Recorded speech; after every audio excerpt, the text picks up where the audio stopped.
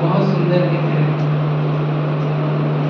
जय मसीह कैसे बोल रहे हैं जैसे कि क्या जय मसीह की बात बताना चाहूंगा मेरे प्रियो, हम जय मसीह की क्यों बोलते हैं? कोई भी बता सकते हैं दोस्त? महिमा होने के लिए जय मसीह इसीलिए बोलते हैं क्योंकि प्रभु यीशु मसीह मृत्यु को हराकर जीवन को स्थापित किया है। हालेलुया! क्योंकि वही जीवन परमेश्वर है।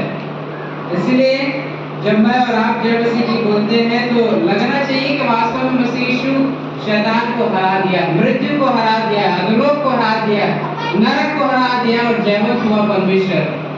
हालेलुया! तो पता चला हम ही जय मसीह की धीरे से बोल रहे हैं तो फिर शैतान का क्या होगा? नहीं भागेगा, बिल्कुल नहीं जाएगा, दूर नहीं होगा। तो इसलिए मेरे प्रियो, यदि मैं और आप शैतान को परास्त करना चाहते हैं तो जरूरी है कि जयवंत मसीही होकर जीवन जीने की आवश्यकता है। हमारे शब्दों में, हमारे वचनों में वही सामर्थ्य है जो मसीह यीशु के वचनों में सामर्थ्य है ना। हालेलुया! तो मेरे प्रियो, मैं ज्यादा समय नहीं लूंगा क्योंकि मेरे आदरणीय मेरे भाई पास्टर साहब जी हमारे समय निर्धारित कर दिए हैं, इसलिए मैं ज्यादा नहीं बोलूंगा और आप जल्दी से आज के वचन जिसमें हम मनन करेंगे निकाल लीजिए। नीति वचन उसका 22 अध्याय, क्योंकि आप लोग 2 दिनों से 1-1 घंटा 2-2 घंटा सुन के शायद आप लोगों को थकावट हो रहा होगा, इसीलिए हम लोग ज्यादा समय नहीं बोलेंगे। 22 अध्याय उसका 6 पद पढ़ेंगे, कोई भी निकालें।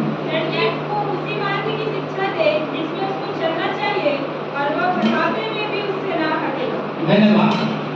लड़के को उसी मार्ग की शिक्षा दे जिसमें उसको चलना चाहिए और वह बुढ़ापे में भी उससे ना हटेगा। मेरे प्रिय, हम सब आज के आशीषमय दिन में परमेश्वर के दास और दासी के घराने में, उनके परिवार में और सबसे बढ़कर बेटी के जन्म उत्सव में हम सब सहभागी हैं। इस बात के लिए परमेश्वर का हम धन्यवाद देते हैं। इस आनंद का और इस 2 दिवसीय आराधना का जो मुख्य विषय है वो बेटी का जन्म उत्सव। तो मेरे प्रियो, हम सब बहुत सारे फंक्शन में जाते हैं, कार्यक्रम में जाते हैं, जन्म उत्सव में जाते हैं, तो ये बात हमें हर पासवान सिखाता है परमेश्वर का दास कि जन्म उत्सव जो है कितना महत्वपूर्ण है। इसलिए परमेश्वर के वचन में हम यहाँ पे देखते हैं, नीति वचन जो राजा सुलेमान लेखक है वो कहता है लड़के को उसी मार्ग की शिक्षा दे जिसमें उसको चलना चाहिए। एक पुरानी कहावत से मैं अपनी बात प्रारंभ करना चाहूंगा मेरे प्रियो, वो ये कि बच्चों को आप बोलेंगे कि प्रार्थना करो, बाइबल पढ़ो, चर्च जाओ, नहीं करें। बच्चों को आप बोलोगे, आप माता पिता बन गए हैं जितने लोग और आपके बच्चे हैं या आप बनने वाले हैं फ्यूचर में या बनेंगे, मैरिड होंगे, तो ये बात याद रखिएगा कि आप जो बच्चों को शिक्षा देंगे, बोलेंगे बेटा बाइबल पढ़, बेटा चर्च आराधना जा, नहीं करेंगे।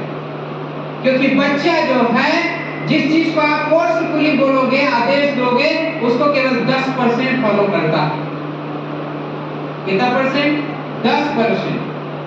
और यदि उसी बात को आप करके सिखाओगे, आप खुद करोगे, प्रार्थना करने से मतलब बच्चों को आप बोलोगे प्रार्थना कर बेटा सुबह उठकर, इससे बेहतर है कि आप प्रार्थना खुद करो।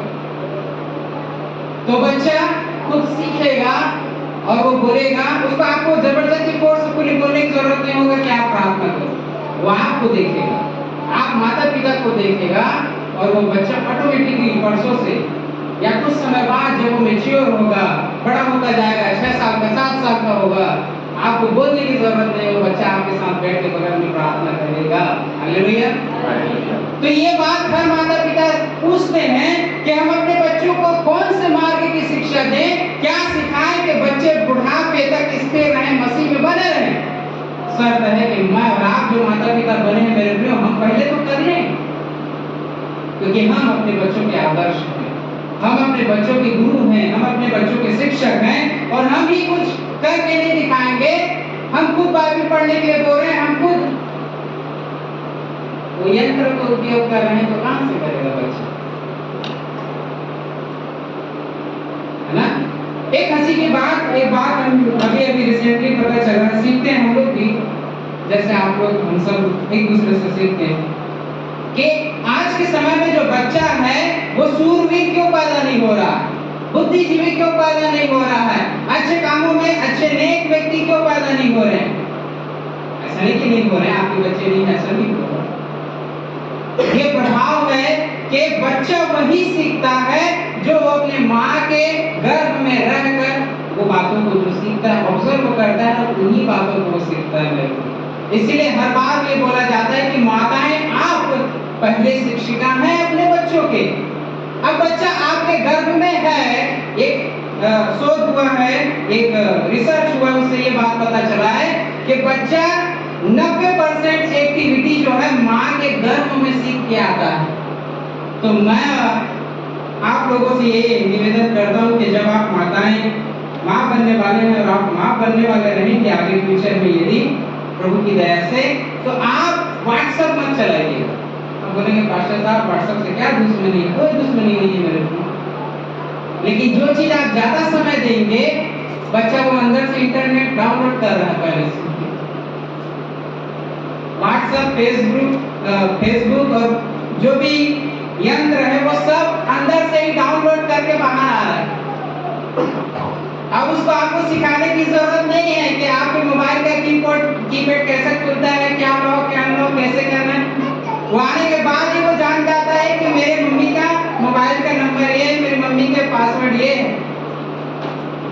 ये अभी रिसेंटली एक रिसर्च हुआ, उससे पता चला कि बच्चे जो हैं, जो बातें हम उसको आने के बाद सिखाते हैं, वो बच्चा तो हमारे गर्भ में रहकर ही वो बातों को लगभग 80% बातों को सीख जाता है। तो इसलिए एक पुरानी सी कहावत, मैं ज्यादा देर नहीं लूंगा, मेरे को मुझे ज्यादा समय नहीं दिया गया है। ऐसा नहीं कि मैं भैया को दोषारोपण लगा रहा हूँ, क्योंकि मेरे भी आदरणीय प्रिय प्रभु के दास लोग भी बैठे हैं जो देंगे। तो ये बात कहा जाता है, छत्तीसगढ़ी वर्ड है कि जैसे जैसे घर द्वार वैसे वैसे भैया, और जैसे जैसे दाई दादा वैसे वैसे वैसे वैसे लड़का। ये करेक्ट वर्ड है, ये करेक्ट लाइन है। जैसा जैसा घर रहेगा वैसा ही उसका क्या रहेगा, गेट रहेगा उस घर का।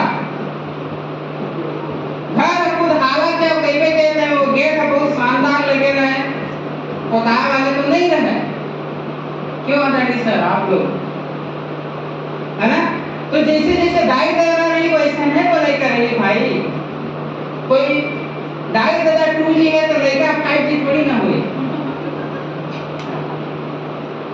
स्पिरिचुअल रूप में, स्पिरिचुअल रूप, आध्यात्मिक रूप में मैं और आप जितना हम इस वचन को पढ़ेंगे, जितना आत्मसात करेंगे, उतना ही वो हमारा बच्चा हमसे सीखेगा। बच्चों को हम दोष देते हैं कि बच्चा ये नहीं करता, वो नहीं करता, बाइबल नहीं पढ़ता, चर्च नहीं जाता है, वचन नहीं सुनता है। काहे के लिए सुनेगा भाई साहब? जब आप पिता होकर खुद नहीं सुनते हैं, बच्चों को हम ये बोलेंगे बेटा मोबाइल नहीं छूटे, गंदी बात, हम खुद कोंटा में बैठ के पूछा करें तो क्या बोले? बच्चा वो नहीं सीखता जो आप सिखाते, बच्चा वो सीखता है जो आपके जीवन में दिखता है। इसलिए यहाँ पे परमेश्वर का वचन सिखाता है, नीति वचन 22 अध्याय उसका 6 पद में लिखा है, लड़के को उसी मार्ग की शिक्षा दे जिसमें उसको चलना चाहिए और वह बुढ़ापे में भी उसे ना हटेगा। हालेलुया। वो मार्ग कौन है? मसीह यीशु। हालेलुया।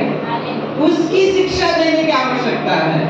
मसीह यीशु की शिक्षा मैं और आप दे देंगे यदि, तो वो कभी भी मसीह यीशु के मार्ग से नहीं हटेगा, वरन उसका हाथ पैर भी कांपता रहेगा, 90-100 साल का हो जाएगा, तभी वो याद करेगा कि नहीं मेरी मम्मी मेरे पापा मुझे सिखाए चोरी नहीं करना, तो नहीं करना, नहीं करेगा, क्योंकि वो जीवन का रास्ता है। एक ही उपयोगी मार्ग है, वो मसीह यीशु है, और उसको हम तो वो बच्चे उस मार्ग से बिल्कुल भी नहीं हटेंगे। व्यवस्था विवरण उसके 6 अध्याय उसके 4 से 9 पद जल्दी से पढ़ लेने की कृपा कर, बहुत जल्दी। व्यवस्था विवरण 6 अध्याय 4 से 9 पद।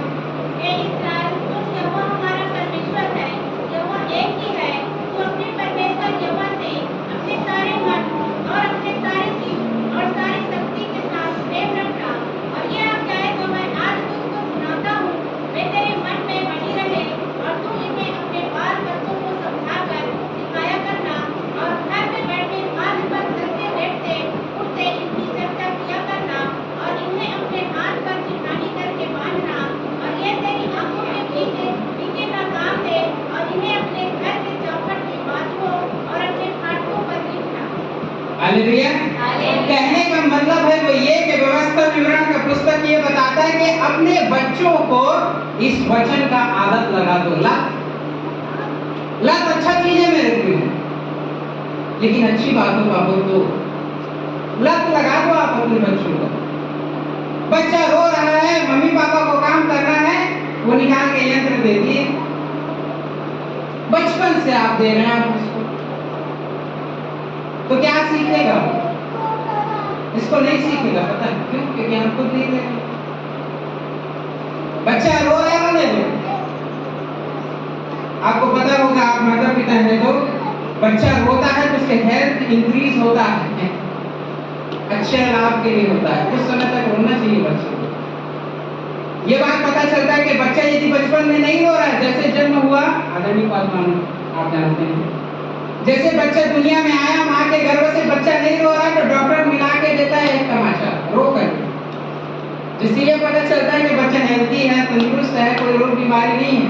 बच्चा नहीं रोया तो ये दिक्कत है मेरे प्रियो, इसलिए रोने का कुछ समय। तो इसलिए कुछ बातें अच्छी हैं कब? जब माँ और आप मसीह यीशु को हम उनके जीवन में जोड़ देंगे। तब मसीह यीशु को जीवन शैली बनाकर बच्चों में जोड़ दीजिए, बस ऐड कर दीजिए, बस छोटा सा। क्या है पता है? मसीह यीशु जो आज के बच्चे जब डिजिटल हैं तो आज के बच्चों में एक मेमोरी डाल दीजिए अच्छी बातों का, परमेश्वर के वचन को आप उसमें फिट कर दीजिए, वो आजीवन परमेश्वर की महिमा करते रहेंगे। हालेलुया। जरूरी है कि मैं आप क्या करते हैं। एक सच्ची घटना मैं छोटा सा बताना चाहूंगा मेरे प्रियो। एक बच्चा गलत काम करके बड़े चोरी में पकड़ा गया, उसको सजा सुनाया गया क्योंकि वो बहुत चोरी किया और सुनार दुकान से वो सोना चोरी कर रहा था। सीसीटीवी कैमरा लगा हुआ था, वो पकड़ाया तो उसको सजा सुनाया गया कि भाई 7 साल तुम्हारा सजा होगी। उसकी माता जी रोते हुए हर बार मिलने के लिए जाती थी, हर बार मिलने के लिए जाती थी। जब बच्चे के पास उसकी माता जी गई और एक ही बात उसकी माता जी पूछती हैं कि बेटा तू ऐसा क्यों किया?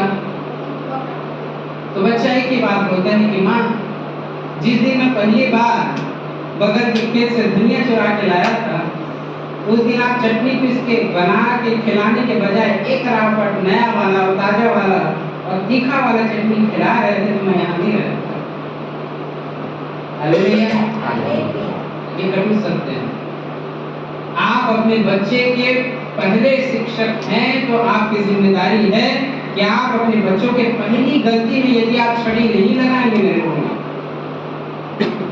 आप भूल जाइए कि आपके बच्चे आपके अनुशासन में चलेंगे। पहली गलती फर्स्ट, पहली बार यदि बच्चा झूठ बोलना सीख रहा है, 2 मिला के 1 रावट, वो बच्चा कान पकड़ लेगा और वो झूठ नहीं बोलेगा। पता है हमारी गलती क्या होती है जब हम शिक्षित करते हैं, जब डांटते और मारते हैं? हमारी सबसे बड़ी गलती, और मैं आपको बता रहा हूँ हम माता पिता होने के नाते बच्चों के लिए, कि एक तमाचा की आवाज आता है, पट, यहाँ पड़ा, यहाँ से निकल गया हेलीकॉप्टर शॉट, लेकिन बच्चे को पता ही नहीं है कि तुम मुझे क्यों पढ़ाई है। अब आप ये बात गौर करेंगे कि अब आप आगे अपने नाती पोते अपने बच्चों को जब अनुशासित करते हैं तो उनको पहले बताओ कि आपको क्यों तमाचा पड़ा, क्या गलती आपकी है, वो गलती रियलाइज कराओ मेरे क्यों। मार बड़े आसानी से हम देते हैं बच्चों को, पढ़ा पढ़ जो है, और दूसरे जगह का दूसरे विषय का टेंशन वो भी वही निकालते, घंटी की तरह बजा के चले गए बेचारे। बजाने से पहले बेचारे को ये एहसास दिलाओ कि बेटा तुमने आज ब्रश नहीं किया है ना, इसीलिए पढ़ा, तो वो कल से ब्रश करेगा क्योंकि पता है उसको जोर से लगा है कल नहीं खाना। इसीलिए मेरे प्रियो परमेश्वर का वचन ये सिखाता है, व्यवस्था विवरण जो पढ़ा गया वो ये कि बच्चों को मसीह यीशु का परमेश्वर के वचन का लत लगा दो, जीवन शैली के रूप में उनके जीवन में जोड़ दो, और जब जीवन शैली के रूप में मसीह का वचन जुड़ जाएगा उसके जीवन में, कदापि वो अपने मार्ग से नहीं हटेगा, मसीह के मार्ग से नहीं हटेगा, वरन जीवन के मार्ग में सदैव आगे बढ़ता जाएगा और प्रभु की महिमा के लिए वो इस्तेमाल होगा, है ना।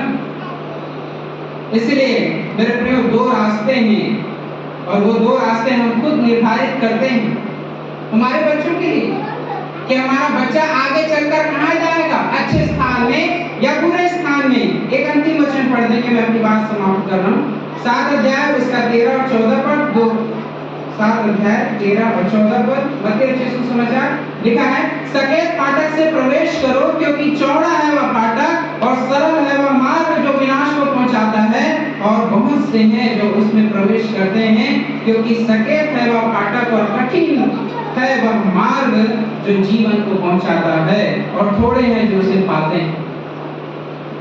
मेरे प्रियो आपके बच्चे का एक कदम ये निर्धारित करता है कि वो स्वर्ग जाएगा कि नरक। मैं एक टाइम में यही बात कहूँ, आपके बच्चे का एक एक स्टेप, एक एक कदम ये बात निर्धारित करता है कि आपका बच्चा जेल जाएगा या आपका बच्चा राष्ट्रपति से इनाम लेगा, गोल्ड मेडल होगा। मैं आप जिम्मेदार हो जाएंगे। बच्चों को दोषारोपण करना छोड़ दीजिए, दोषारोपण अपने आप पर करिए और आकलन करिए कि मैं अपने बच्चों को क्या दिया, क्या सिखाया, क्या करके दिया है मैंने। मैं खुद नहीं करूंगा तो बच्चे क्या करेंगे। हम छुप के खुद बाथरूम में जाकर सुट्टा मार रहे हैं, वो डबिया घस रहे हैं, और हम ये सोचे, ये कल्पना करने लगे कि हमारे बच्चे नहीं करेंगे। कब तक छुपाओगे मेरे को? बच्चा जवान हो रहा है, बड़ा होगा वो, एक दिन इतना बड़ा हो जाएगा कि वो सीख जाएगा। वो छोड़ दीजिए प्लीज, अपना फ्यूचर आपके हाथों में है, आपका जनरेशन, आपके बच्चे आपके हाथों में है। आप नहीं करोगे तो कौन करेगा। प्रभु इस वचन के द्वारा हम सब